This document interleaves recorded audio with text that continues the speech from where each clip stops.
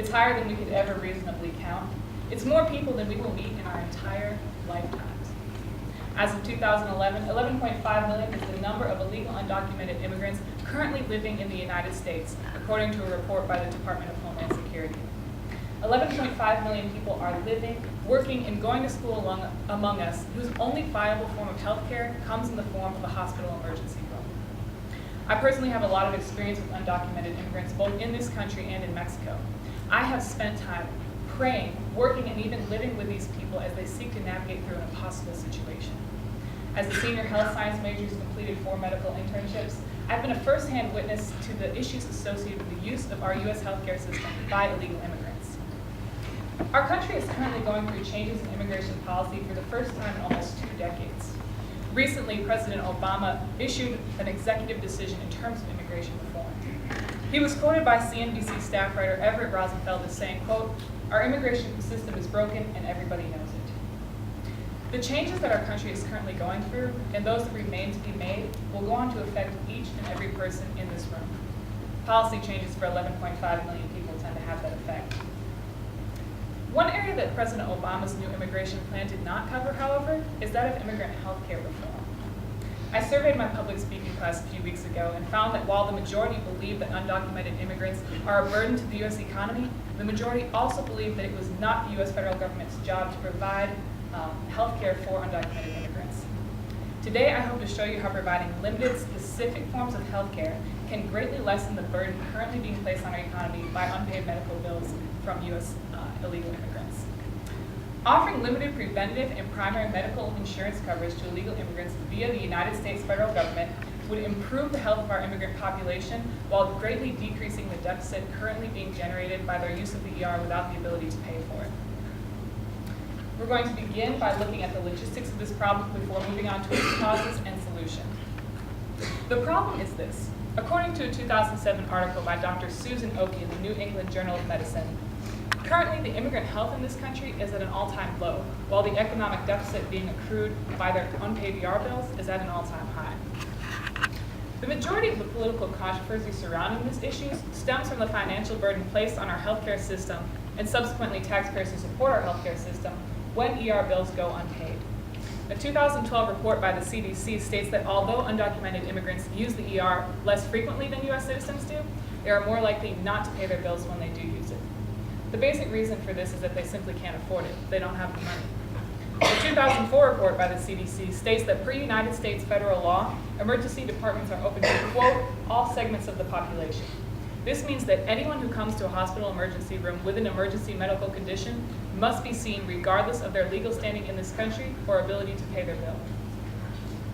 An emergency medical condition is defined in a 1999 CDC report as, quote, a medical condition, including labor and delivery, that manifests by acute symptoms of sufficient severity, such that the absence of immediate medical attention could reasonably be expected to result in placing the patient's health in serious jeopardy, in serious impairment to bodily function, or in serious dysfunction of any bodily organ or part.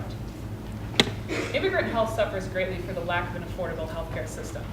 Due to the ER clauses that I just mentioned, many times these immigrants can only afford to see a doctor when their health or lives are in serious jeopardy. The implications resulting from the absence of a primary care physician can be seen most clearly in immigrant children.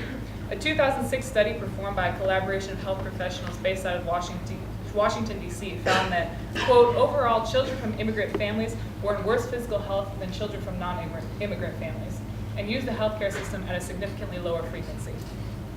The absence of preventative care is an equally serious issue. Those who have high blood pressure go on to experience heart attacks rather than regulating their condition with medication. Those who suffer from diabetes go on to lose toes and develop infection rather than treating their condition with insulin. The absence of immigrant health care results in serious problems for both the U.S. economy and for the immigrants themselves. Let's dive into the reasons why no healthcare system is in place for these people currently.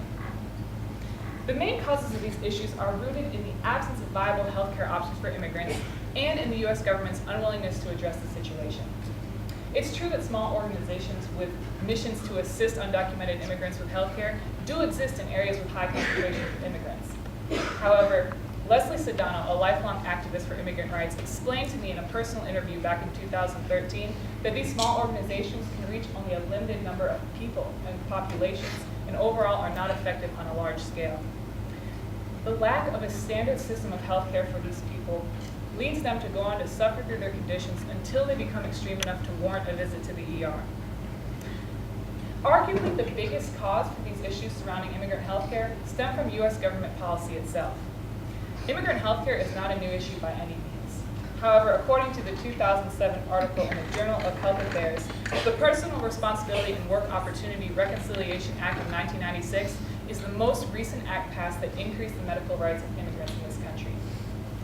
However, when immigrant activists reviewed this legislature, they found that the act applied to legal immigrants only, and was in fact passed as a distraction, a way to remove the responsibility of this issue off of the federal government. It is time for our federal government to step up and act like they should have years ago.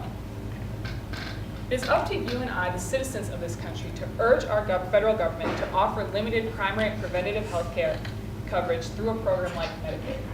For years, Medicaid has been a source of economic help for poor U.S. citizens seeking health care. If expanded to include primary and preventative medical coverage for legal immigrants, small health problems could be kept from turning into large ones.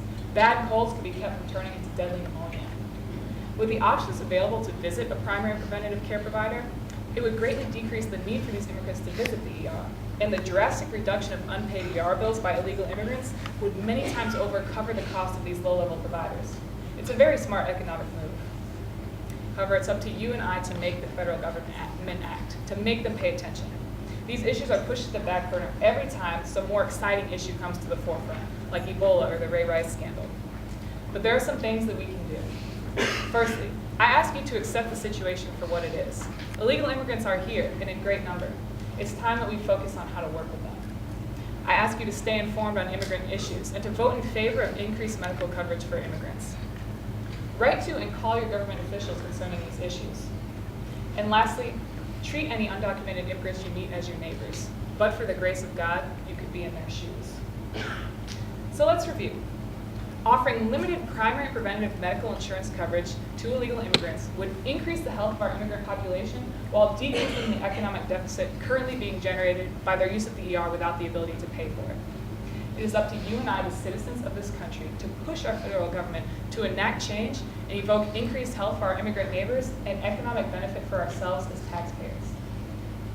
11.5 million people should be difficult to ignore. Let's make sure we don't.